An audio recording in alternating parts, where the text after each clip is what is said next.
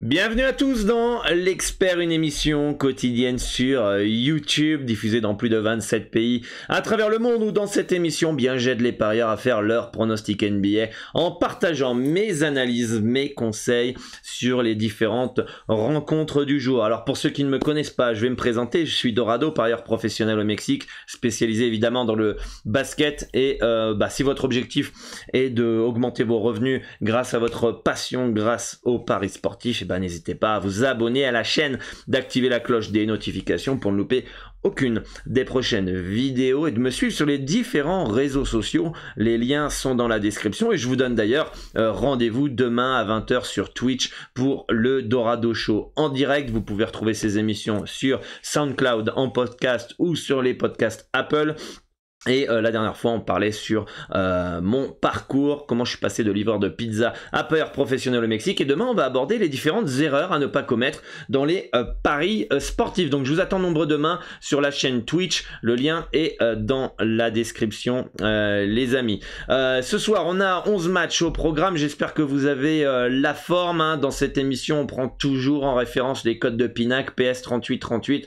Pourquoi ? Parce que c'est eux qui proposent les meilleures cotes sur le marché mondial. Qui dit cote plus haute dit plus de gains, les amis, c'est tout à fait logique.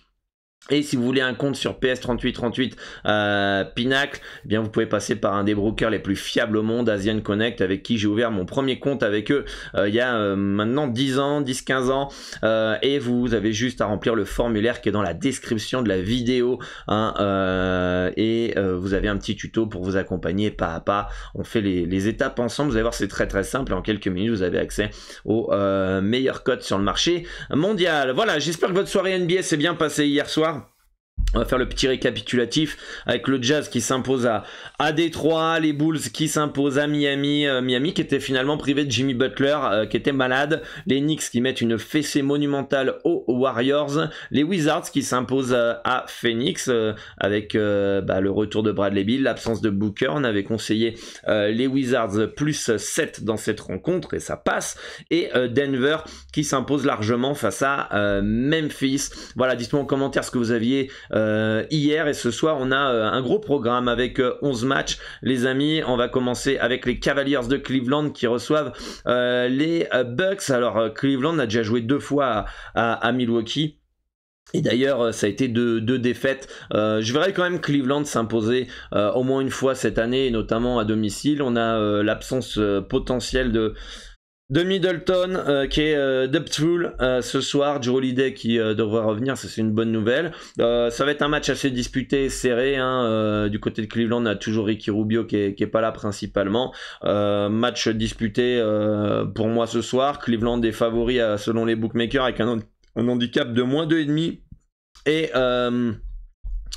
Et mes projections donnent donc une victoire de 3 points de Cleveland, 111 à 108. Donc pour moi, il n'y a pas de value dans cette rencontre. Ça me semble très très bien placé. Ça va être un beau match à regarder. Donc un no-bet sur ce match des Cavaliers qui pourrait profiter de la profondeur et du public pour faire la différence. Match suivant, les Sixers qui reçoivent les Pistons. Des Pistons en 3e match en 4 jours back-to-back. Et ça, c'est toujours de la fatigue potentielle du côté des Pistons. Et on a en plus toujours l'absence de Cunningham. Alors attention quand même, Détroit ça a l'air d'être meilleur quand même à l'extérieur, on sait pas pourquoi. Du côté des Sixers, Embiid est bien là, comment il s'appelle, Harden aussi, Max est toujours forfait du côté des Sixers, mais je pense que la fatigue pourra faire la différence, et je pense que Philadelphie avec Joel Embiid, James Harden, etc. pourrait s'imposer à domicile assez nettement. On peut avoir des Pistons qui peuvent exploser en plein vol avec de la fatigue, comme je vous l'ai dit. Donc pourquoi pas un moins 11 en faveur de Philly ce soir, qui pourrait être intéressant. Les Hawks qui reçoivent des Bulls en 3e match en 4 jours back-to-back aussi, du côté de Chicago si je ne me trompe pas, c'est ça, avec des défaites en moyenne de 15 points dans cette configuration. Donc c'est pas bon signe en faveur des Bulls. D'ailleurs, est-ce qu'on n'aurait pas un petit Lavine au repos ce soir? On a vu qu'il avait des problèmes de genoux dans ce début de saison, donc attention tout de même à certains joueurs au repos ce soir pour les Pour les Bulls, du côté des Hawks qui ont joué sans Collins, sans Murray, sans Trae Young, bah, ils sont tous là ce soir. Il y a juste Capella qui est pas là. Bon, est-ce que c'est une absence de taille du côté d'Atlanta? Je pense pas. Aujourd'hui, on est dans un basket moderne où eh bien, Collins en poste 5 peut très bien faire l'affaire. Et on a des books qui mettent une projection, une victoire de 6 points de la part d'Atlanta.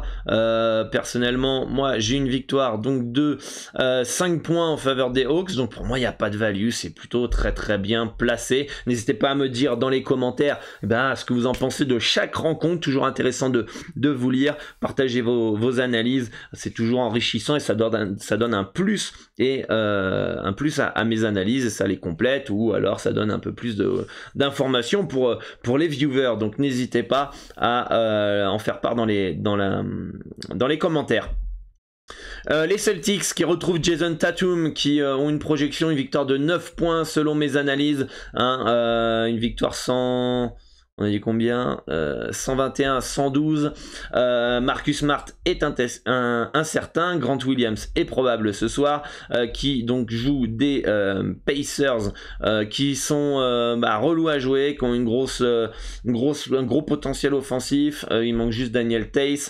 Les bookmakers donnent une projection, une victoire de 10 points pour les Celtics, moins 9. Pour moi, il n'y a pas de value, ça me semble bien placé dans ce match-là. C'est vrai qu'a priori, on pourrait se dire Indiana plus 10, ça semble intéressant, etc. Boston a perdu contre Orlando, ça peut rester dans le plus 10. Attention, avec le retour de Tatum, on a vu quand même que sans lui, ils ont perdu face à Orlando et que c'est quand même le go-to guy de cette équipe. Et je pense que ça va faire une grosse différence qu'il soit de retour. Surtout qu'Indiana est capable de prendre l'eau en défense. Donc si offensivement ils sont maîtrisés par comment ça s'appelle, la défense de Boston qui est plutôt bonne, Indiana peut aussi se faire exploser. Donc voilà, pour moi il n'y a pas de value, c'est un no-bet. Les Nets de Brooklyn qui reçoivent les Warriors en 3e match en 4 jours du côté de Golden State, comme vous pouvez le voir, et énormément donc de joueurs au repos ce soir. On a Curry qui est blessé, on va retrouver ça ici, voilà. Curry qui est blessé, Andrew Wiggins très incertain, Klay Thompson au repos, DiVincenzo pas là, JaMychal Green pas là, André Iguodala pas là. Donc les Nets partent largement et logiquement nettement favoris dans cette rencontre. On a un handicap de moins 12,5, moins 13 selon les bookmakers. Pour ma part, c'est une victoire de 14 points a priori en termes de projection du côté des Nets. Mais ce que j'aime plutôt bien, on va dire, dans ce match-là, et bon, tout dépendra des Nets s'ils prennent de haut ou pas cette équipe de Golden State, mais on a vu que les Warriors défensivement, c'est pas ultra ouf cette année, ça encaisse beaucoup de points, et pourquoi pas un petit plus de 118,5 points à 1,94 pour les 1,854 pardon pour les Nets. On a une projection de 123 points ici, donc ça peut être une petite piste que je peux vous donner dans ce match-là, mais en termes d'handicap, pour moi, ça me semble bien placé. Il y a aucune value. Les Knicks qui reçoivent les Raptors, New York en 3e match en 4 jours back-to-back, et on peut le voir ici, les Knicks ici, ça sera 50% de victoire dans ces configurations-là, 113 à 111 en faveur de mes projections, et on peut voir que les bookmakers les mettent aussi léger favoris avec un -1, -1,5. C'est un match pour moi qui peut partir dans les deux sens, c'est-à-dire que Toronto est capable d'aller gagner à New York en imposant une grosse défense, en jouant collectif, etc. et en profitant de la fatigue potentielle des Knicks, en leur mettant vraiment de l'intensité physique que New York pourrait peut-être ne pas suivre. Après, on est à New York, les Knicks pour moi me semblent quand même potentiellement avec plus de talent, donc je les mets quand même léger favoris à la maison. Pour moi, il n'y a pas de value dans cette rencontre, mais je serais pas étonné de voir les Raptors s'imposer au Madison Square Garden ce soir. Donc voilà, pour moi, pas de value, bien placé, no bet. Les Rockets qui reçoivent le Magic d'Orlando avec une projection pour ma part de 112 à 111 en faveur d'Orlando, une petite victoire de 1 point. Les bookmakers nous mettent une victoire de 1,52 points pour Orlando avec un handicap de -1,5, -2, hein, donc le Magic est favori. Bon, est-ce que c'est si intéressant que ça de jouer le Magic à l'extérieur, à Houston, à 1,83? Pour moi, non, merci. Ça me semble vraiment pas intéressant. Le risque n'en vaut pas la chandelle. Ok, ils ont battu Boston 2 fois là-bas, mais vous connaissez la NBA maintenant que vous suivez cette chaîne depuis des années maintenant qu'on fait ces vidéos et que je vous mets en garde. Le match que vous avez vu précédemment n'est pas la vérité du lendemain. Donc, limite, ce soir, ce serait pas étonnant de voir Houston s'imposer à domicile face au Magic. En tout cas, rien ne serait surprenant dans cette rencontre. Mais je pense quand même que sur le très long terme, Houston à 2,09 me semble quand même plus intéressant si on devait choisir entre les deux.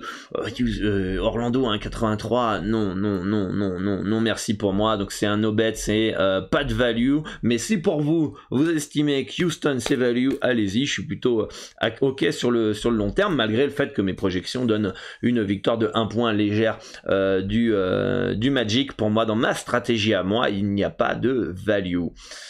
Match suivant, les Wolves qui reçoivent les Mavericks avec une projection d'un match très serré, une courte victoire de Minnesota 111 à 110 dans cette rencontre. On peut voir que, eh bien, ils sont légers outsiders. Alors là, ça pourrait peut-être s'expliquer avec les absences potentielles de Rudy Gobert et de Kyle Anderson qui sont incertains.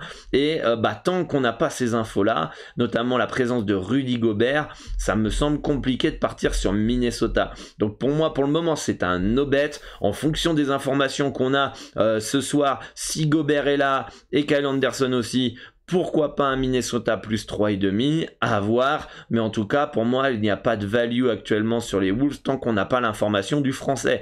Du côté des Mavericks, partir sur un -3 à l'extérieur quand on connaît leur irrégularité avec le potentiel retour de Rudy Gobert, ça me plaît pas plus que ça. Donc on attend les informations sur cette rencontre, mais en tout cas Minnesota, va falloir surveiller les informations durant la soirée.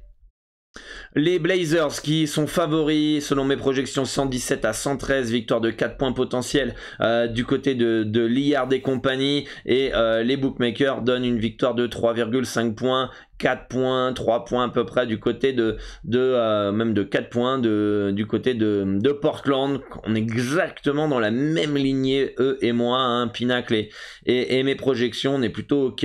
Pour moi, ça me paraît logique que Portland soit favori à OKC, plus de talent, plus d'expérience, etc. Attention, on l'a vu depuis le début de la saison qu'OKC ne lâche rien, une équipe relou à jouer à la maison, donc pour ça que je les mets pas plus favoris que ça, et c'est pour ça que le marché ne va pas tête baissée sur Portland. C'est pour ça aussi que les bookmakers n'ont pas sorti Portland largement favori. Donc pour moi, pas de value, ça me semble très bien placé, même si j'ai très confiance finalement en Damian Lillard pour pouvoir passer potentiellement un 1-3. Je pense que Portland, dans un bon soir, devrait s'imposer entre 1 et 10 points sans aucun problème. Mais on se méfie quand même du Thunder. Car par rapport à ma stratégie, encore une fois, il n'y a pas de value dans ce match entre les Blazers et le Thunder.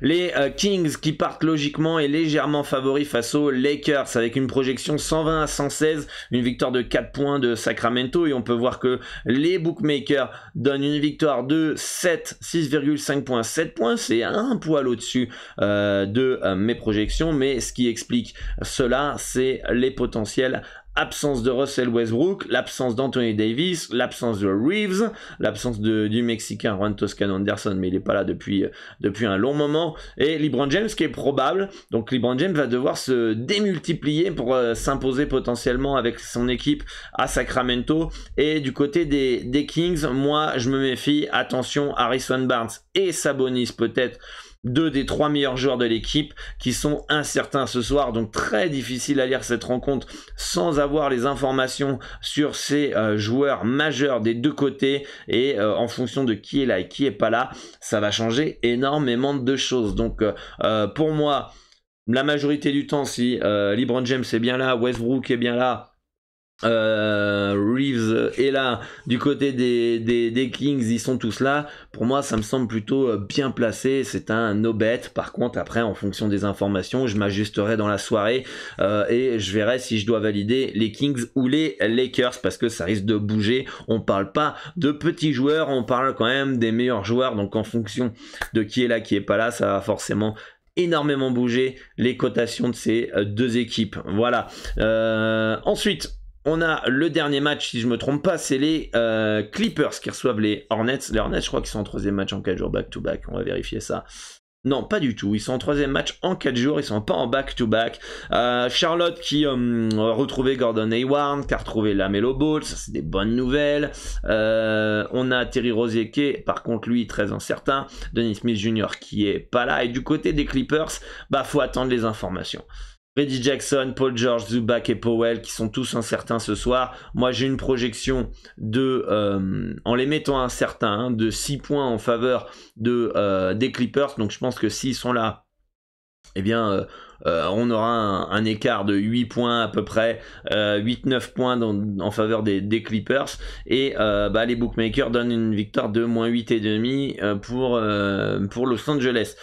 Sincèrement, s'ils sont tous pas là, pour moi le +8,5 me semble intéressant. S'ils sont tous là, pour moi il n'y a pas de value, ça me semble plutôt bien placé. Donc voilà un petit peu pour cette rencontre les amis, en NBA, et pour ces différents matchs. Dites-moi en commentaire ce qui vous intéresse. N'oubliez pas que vous pouvez suivre 100% de mes pronostics sur le club. C'est sur la description le lien pour intégrer le club privé. Vous avez des pronostics gratuits sur Telegram. D'ailleurs aussi sur le site dans l'espace Mon Compte, vous pouvez en avoir. Donc n'hésitez pas à vous créer un compte sur le site et de rejoindre le Telegram. Les liens sont dans la description. De me suivre en même temps sur les réseaux sociaux. Et je vous donne rendez-vous demain sur Twitch pour le Dorado Show. Je vous mets en commentaire épinglé si vous voulez écouter le podcast de la dernière émission sur Spotify. Je vous les mets dans les commentaires épinglés. Et n'hésitez pas à liker, partager, commenter ces différentes vidéos, tout le travail, le contenu que je peux vous apporter gratuitement. Ça me permet de soutenir ce travail, me motiver et aider à me faire connaître et d'aider un maximum de parieurs dans la francophonie à pas reproduire les différentes erreurs systématiques qui les font perdre de l'argent, et pour pouvoir maximiser leurs gains et permettre de remplir leurs objectifs. Voilà les amis, à très bientôt pour une nouvelle vidéo, une nouvelle émission, et je vous dis bonne chance pour vos pronostics. Ciao ciao.